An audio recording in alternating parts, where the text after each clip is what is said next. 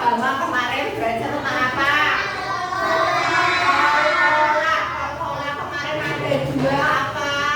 Sukro dan kubro. Iya, sukro dan kubro. Kemudian kalau matematika? Iya, pengurangan dan penjumlahan. Sekarang kita lanjut, kita akan belajar tentang manfaat dan dampak kecerdasan artifisial atau KA. KA itu kepanjangan dari kecerdasan artifisial. Tujuan pembelajaran ini apa toh? Ya.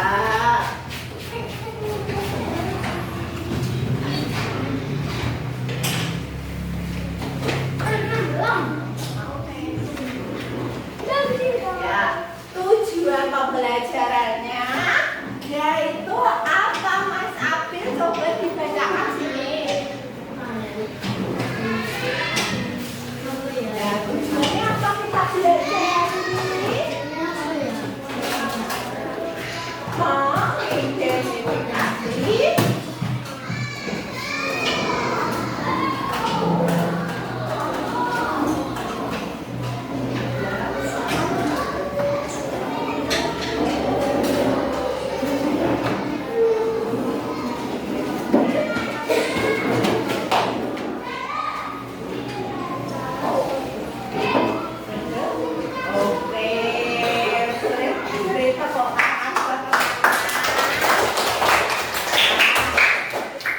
kita akan belajar tentang manfaat dan dampak KA.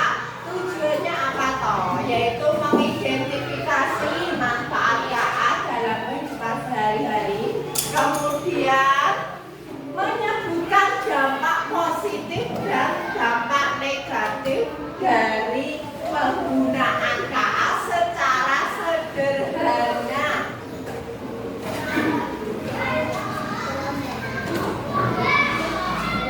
Di sini ada pertanyaan.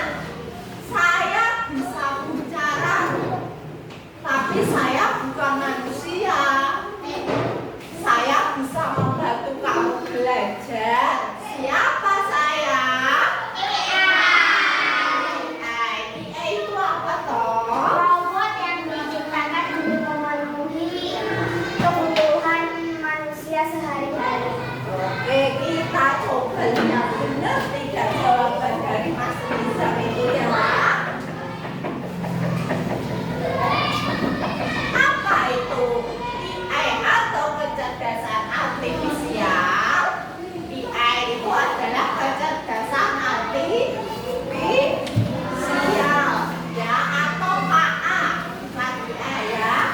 Itu adalah kecerdasan buatan dibuat oleh manusia.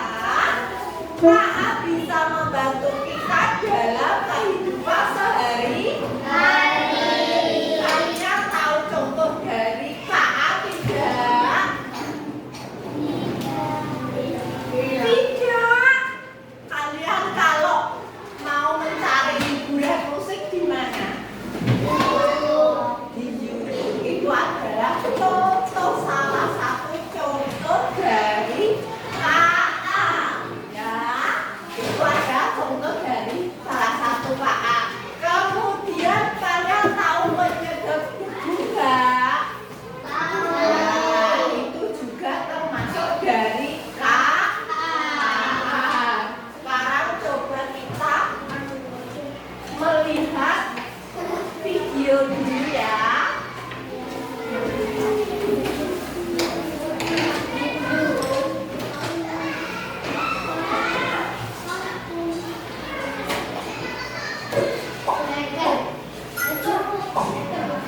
Apa hal pertama yang muncul di pikiranmu ketika mendengar kata AI atau kecerdasan buatan?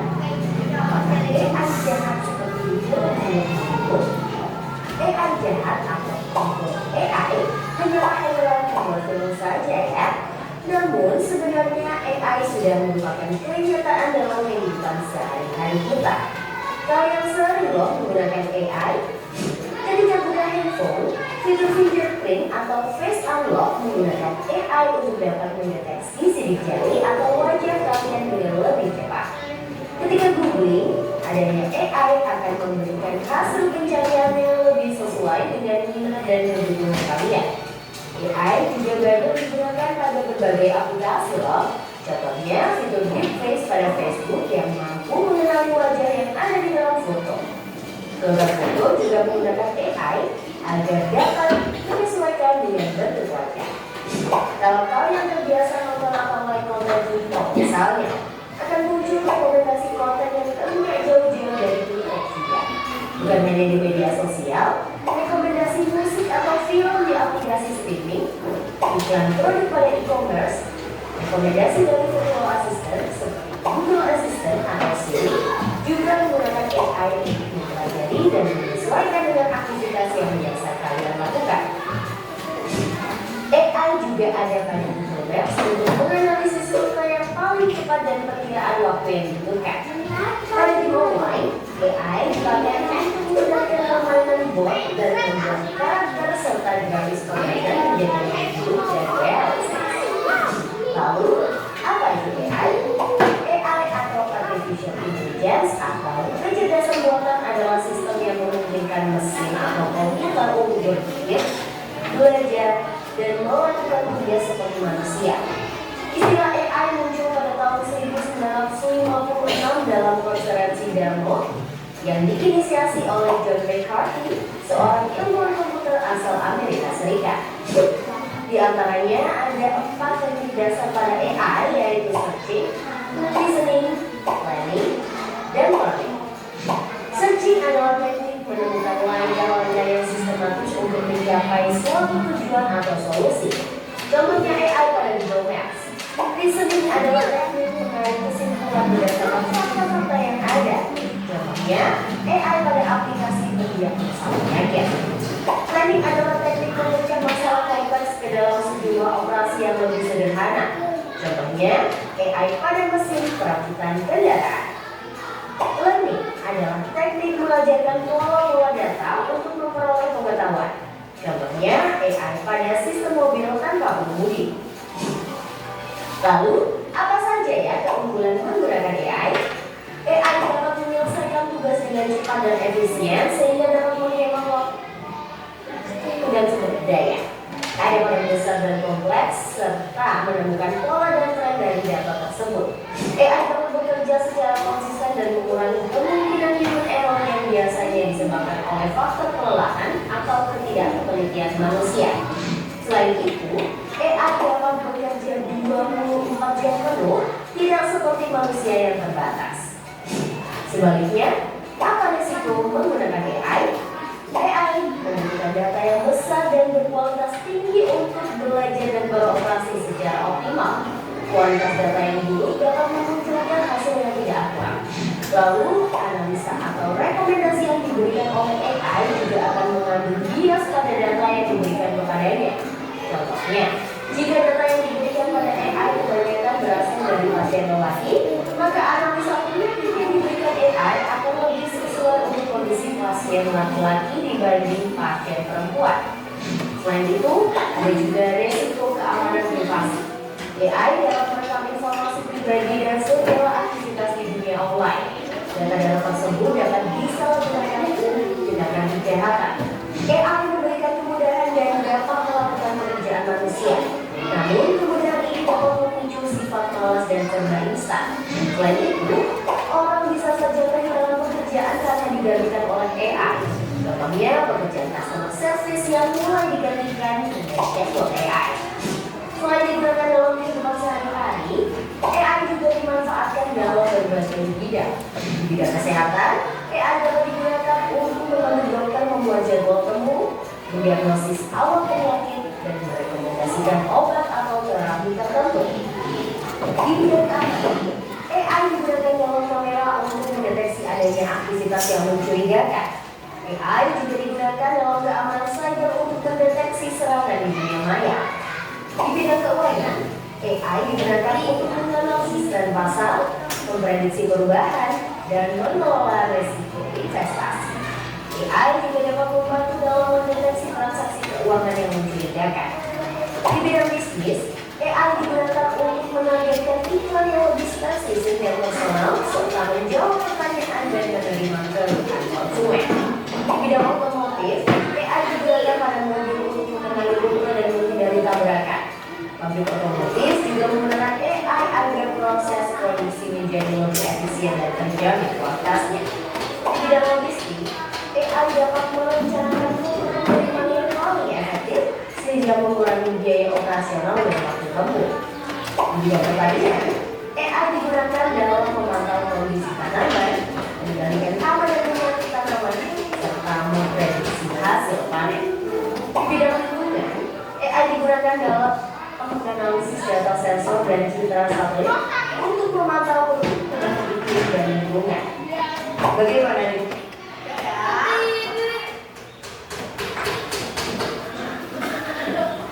Kita lanjut ya. Kita tadi sudah sedikit melihat video.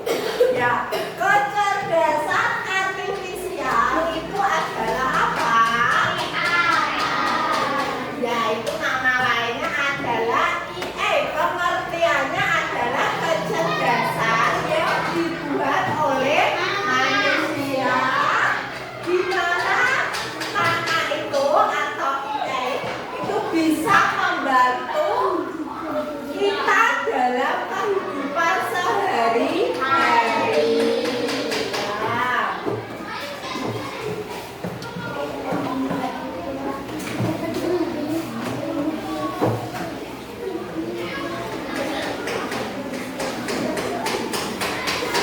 Nah, di sini ada contoh dari Pak A. Contohnya ada Google Assistant. Ini Google Assistant. Kemudian ada robot penyapu otomatis atau vakum. Kemudian kamera dengan fitur wajah. Ini Face ID atau Face Unlock. Itu untuk mengunci keamanan. Kemudian untuk hiburan musik kita caranya di Spotify atau di YouTube juga bisa. Ya, itu adalah contoh dari KA di sekitar kita. Kemudian manfaatnya itu bisa membantu pekerjaan, memudahkan dalam belajar, menghibur dan menghemat waktu. Selain manfaat juga ada dampak. Ada dampaknya itu ada dampak positif dan dampak negatif. Dampak positif itu apa, Mas Dino? Dampak positifnya? Ya, dampak positif itu bisa cepat membantu secara efisien. Jadi nggak lama-lama, nggak ribet. Kemudian dampak negatifnya ini apa, Mbak Rere?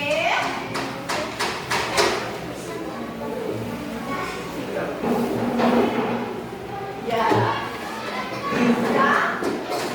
bisa membuat kita malas, kurang interaksi dengan orang lain. Kita suka di rumah, tidak pernah keluar rumah, udah sukanya cuma tidur, berbaring, tidak mau keluar rumah. Di sini ada gambarnya. Itu robot atau paha itu bisa menggantikan AC. Jadi kalau robot diganti kalau robot kok kalian kan bekerja apa? Cari uang gimana gitu. Jadi kita harus lebih cerdas dari robot.